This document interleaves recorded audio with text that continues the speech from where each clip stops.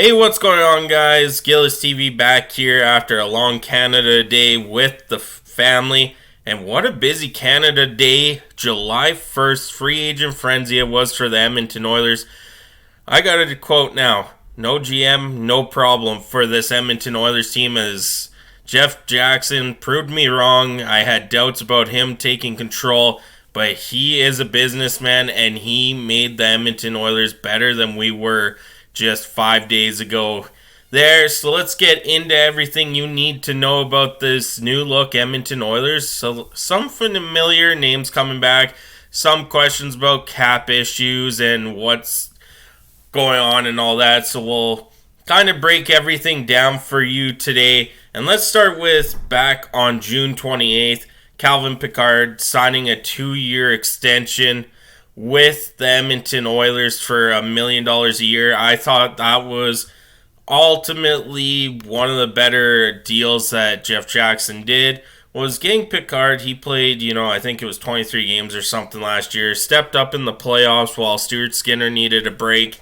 and he was pretty good 1-2 with Stuart Skinner when Skinner needed time off, and he played amazing. So that was one piece that I did do a video on. I thought it was really great to see Calvin Pickard coming back.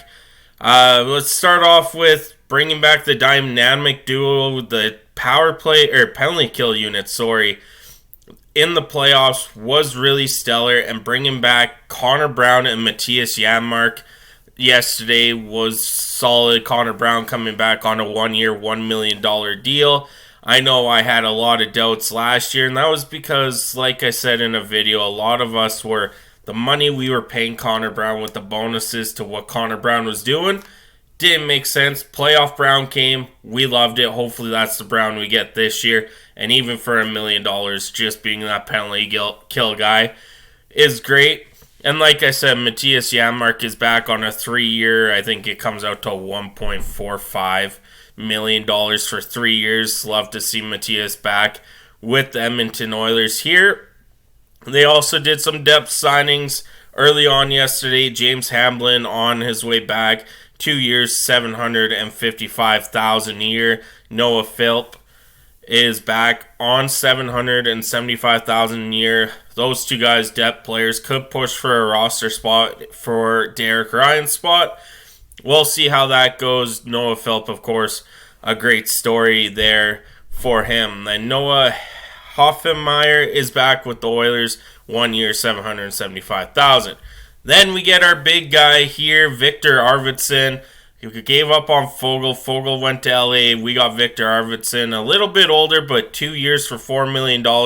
We finally can say we got a right winger for Leon Draisaitl, and there's more to come on this. But Victor Arvidsson, 2 years, $4 million, I'll take that. Of course, a lot of questions about his injury last year. I believe he only got in 18 games, scored 15 points. He was in for 3 playoff games, I do believe, against the Oilers too. So we'll see how that goes with Victor Arvidsson, but he's healthy. He says Matthias Ekholm, him and his families are friends, and that ultimately played in because Matthias Ekholm reached out to him about that. Then we couldn't sign Vinny Desharnais. He signed in Vancouver for 2 years for $2 million a year, but we got a guy just like him, Josh Brown, 6'5", 3 years, $1 million a year AAV for that deal. Of course, that's someone, if it doesn't work out, we're okay to bury. It's not going to take much of a cap hit for us. Then a veteran presence coming back, Corey Perry, 1 year for $1.4 million there for Corey Perry. I think this is a great move to shore up the bottom 6 and see what Corey Perry can do for us going down there. And then the Oilers signed a third-string goalie, Colin Doyle. This just makes it so he could be in the AHL with Olivier Rodrigue. Rodrigue could get one more full season as a starter, not sharing the net with Jack Campbell anymore. And he could get ready to become number 2 goalie in a few years to Stuart Skinner. Now, we got Connor Carrick. We let go of Sam Carrick. He went to the New York Rangers. We got Connor Carrick, played for Boston. He is more of a depth AHL defenseman and could be called up behind a couple guys in case our defense does get a bit thin, but Connor Carrick here on a $775,000 deal for 1 year. Now, the big surprise, we all knew we were kind of in on him, but Jeff Skinner coming to the Edmonton Oilers on a 1 year, $3 million deal, has yet to play any playoff career games from junior to NHL, nothing. So he's looking forward to the chance, and I could see him slotting in with Victor Arvidsson and Leon Draisaitl. Our 5-on-5 scoring is going to go up this year, I do believe.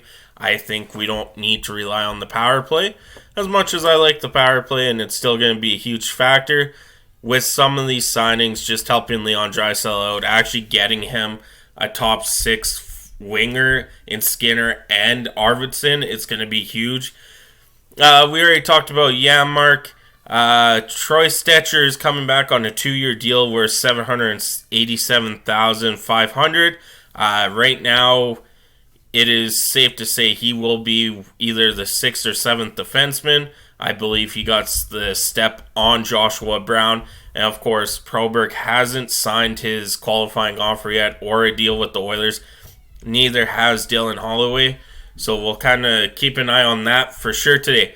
And one of the biggest surprises, Adam Henrich is back in blue and orange as he signed a 2-year, $6 million deal with an AAV of $3 million a year. And what can we say? This kind of caught a lot of people off guard with the fact that, we were already so tight in the salary cap. Now we're over just under $2.5 million. We'll talk about that in a minute. But Adam Henrich coming back to the Oilers, and you already added Skinner and Arvidsson. Now you got Adam Henrich, who could play that left wing on Draisaitl, run his own line on the third line. The Oilers do have the versatility again, and to see it for a full year and the 5-on-5 scoring, I'm more than excited for the season to start. I know I talked to the Oilers fanatic too. We can't wait for this season to start. So those are the signings. Jeff Jackson doing an amazing job yesterday. Now let's get into the more detailed stuff. The wife texted me there. We're $2.45 million over the salary cap. There is news and rumblings that Evander Kane has been asked, or not yet asked for his trade to be to trade because he has a no trade clause. So the wife keeps texting me, but he is injured too. He has a hip problem. They are seeing specialists for Evander Kane to see if he needs to go on LTIR, if he just needs rest. With the salary cap before October, I believe 1st, you could be 10% over. So the Oilers are fine right now. They do have till October to either make a trade, figure out what's going on with Evander Kane. If Evander Kane needs surgery, they might hold him off, so then it'd be like a Mark Stone situation. You got that salary cap bonus for LTIR, and the Oilers will be totally fine with that. Another thing, maybe a CC Kulak trade.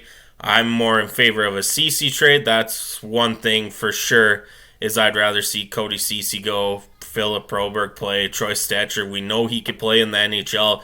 He's not a terrible defenseman. He could play every night in your bottom 6. So just a couple things to kind of keep an eye on. For group, Ryan McLeod, Derek Ryan would be the odd man out, I believe, at this point. So we'll keep an eye on everything. Of course, if it's Evander Kane going to the LTIR, I don't expect an announcement till closer to the season when they start kicking tires on the season for Evander Kane to go onto there, just for the fact that it could last longer than if you put him on LTIR right now. But hopefully he gets healthy and back for the playoffs. That's really what matters, because by these signings, we're going for the cup in the next year or the year after. Everything falls and ends on Connor McDavid's contract there. So thank you so much for tuning in. I hope you guys have a great day. Let me know in the comments what you guys think of Jeff Jackson's first kind of interim GM role here with the Oilers on the first day of free agency. Thank you so much. I'll catch you on the next one.